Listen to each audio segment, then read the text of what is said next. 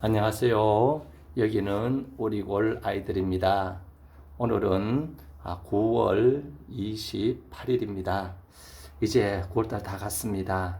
이제 10월이 다가왔습니다. 이제 10월달 꼭 해야 될 일, 지금 이제 하셔야 됩니다. 그래서 이 6가지만 말씀을 드리겠습니다. 첫 번째입니다.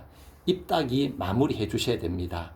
자, 제가 지난 영상을 보여드렸습니다만은 여기에 가제발 선인장입니다. 일주 전에 했는데 이렇게 두 개가 나 있는데 한쪽은 일주 전에 땄습니다. 한쪽은 남겨도 왜?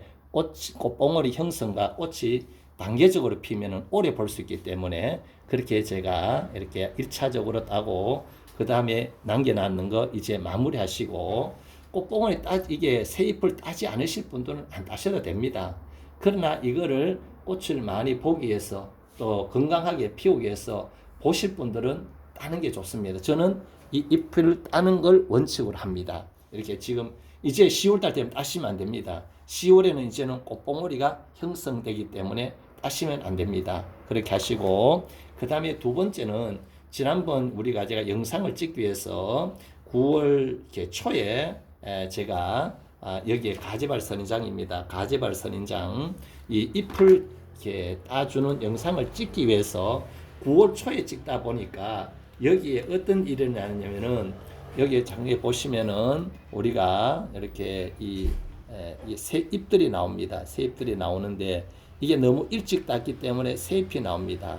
꽃봉오리가 아니고요. 꽃봉오리 따시면 안 되고요. 새 잎이 나오시는데 이 새 잎을 따 주셔야만 꽃봉오리가 새로 나오게 됩니다. 그냥 두시면은 꽃봉오리 나오지 않습니다. 이 둘째로 이걸 첫 번째로 이걸 꼭 따 주셔야 되고 그 다음에는 두 번째로 우리가 해야 될 일이 있는데 그것이 뭐냐면은 이 선인장을 자리 잡기입니다. 이제는 꽃을 피울 자리를 잡아 주셔야 됩니다. 아무데나 두시면 안 돼요. 햇빛 쪽에 뒀다. 그 다음에 거실 쪽에 뒀다. 두시면 안 돼요. 그리고 어디다 두느냐? 창가에 두셔야 됩니다. 창가에. 왜 창가에 되면 햇빛을 막 10월 한 달 동안에 햇빛을 충분히 봐야 11월에 꽃봉오리가 충분하게 형성이 되고 꽃봉오리 잘 달립니다. 그래서 저도 이제 자리를 잡았습니다. 창가로 다 옮겼습니다. 창가로 햇빛이 좀 많이 들어오고 있죠. 다 옮겼습니다. 이렇게 옮겨서 꽃봉오리가 형성되도록 자리를 잡아주셔야 되는데 식물이나 동물들은 아주 사람보다도 더 예민합니다. 예민하기 때문에 우리가 이렇게 조그만 일에도 이렇게 자기들 환경이 맞지 않으면 꽃봉오리 형성을 하지 않고 떨어집니다. 창가에 두시고 이제는 이렇게 자리를 잡아야 되고 그 다음에 햇빛을 많이 주기 위해서 거실 쪽 창문도 두지 마시고 창가에다가 두셔야 됩니다. 창가에다 두셔서 햇빛을 하루에 최고로 많이 볼 수 있도록 해주시고 그 다음에 중요한 것이 뭐냐면은 창가에 두는데 그냥 한 곳에만 이렇게 햇빛 보도록 두지 마시고 그것을 이렇게 돌려가야 됩니다. 돌려주셔야 됩니다. 2, 3일마다 한 번씩 이렇게 돌려서 이렇게 골고루 햇빛을 봐야 한쪽에만 꽃이 피지 않고 골고루 필 수가 있습니다. 그래서 이걸 돌리지 않으면 한쪽에만 이렇게 꽃봉오리가 많이 형성이 되고 제가 보면 자라는 것도 마찬가지입니다. 한쪽에 가만히 두니까 한쪽에는 많이 안 자라요. 또 그다음에 이 햇빛이 많이 자라고 이렇게 자라는데 그렇게 햇볕 주기를 잘 하면서 자리를 잘 잡게 해야 됩니다. 그 다음에 네 번째는 저온철입니다. 이제는 이렇게 저온철이 뭐냐면 밤이 되면 시원하게 해줘야 됩니다. 우리나라 환경에서는 10월마다 11월 되면은 밤이 되면 이제 추워집니다. 그래서 베란다 창문을 충분하게 열어놓으시면은 자동적으로 시원하게 되는데 거실에 두었거나 계단 복도에 두었거나 또 이렇게 창고에 두었거나 이런 분들은 다용도실에 두신 분들은 빨리 창가로 가지고 나오셔서 이 영상 15도 이하가 되도록 그렇게 해 주셔야 됩니다. 그래서 이걸 저온철이라 하는데 이 시원하게 해주시고 그 다음에 낮은 오늘도 영상 27도 28도가 되는데 이때는 낮이 되면 온도가 너무 올라가요. 그래서 이 브라인다를 치든지 아니면 선풍기를 틀어서 좀 시원하게 해줘야 겨울이 온 줄 알고 그 다음에 이렇게 꽃을 이렇게 형성을 한답니다. 그 다음에 다섯 번째 해야 될 것이 뭐냐면은 단일처리입니다. 단일처리. 단일처리란 것은 낮은 짧게 하고 밤은 길게 하라. 요즘에 우리나라는 자동적으로 보면은 요즘 아침에 뭐 8시 가까이 7시가 넘어야 이제 밝아지고요. 그 다음에 오후 5시 되면 어두워져요. 어두워지는데 이것을 밤은 최소한 캄캄한 밤 시간이 바로 14시간 이상이 12시간에서 14시간 이상이 돼야 됩니다. 그렇지 않으면은 이 꽃봉오리가 형성이 잘 안 되어져요. 그래서 밤을 캄캄하게 해줘야 됩니다. 해줘야 되는데 그냥 우리나라는 잘 베란다 두시면은 그렇게 이렇게 단일 처리가 되는데 문제가 뭐냐면은 아이들이 있는 집에 그 다음에 또 늦게 퇴근하신 집에는 거실에다가 밤 11시, 12시까지 불을 켜놓고 TV를 보고 이러면은 이게 너무 환해서 베란다에 있는 이 가재발이나 개발들이 이 캄캄하지 않으니까 이렇게 형광등 이렇게 LED 등을 보니까 환하니까 꽃 형성이 안 돼요. 그리고 어떤 집은 뭐 1층이나 2층 정도 되면은 바로 이 전봇대에 가로등이 있는데 이 가로등이 베란다를 환하게 비춥니다. 그러면은 꽃봉오리가 형성이 잘 되지 않습니다.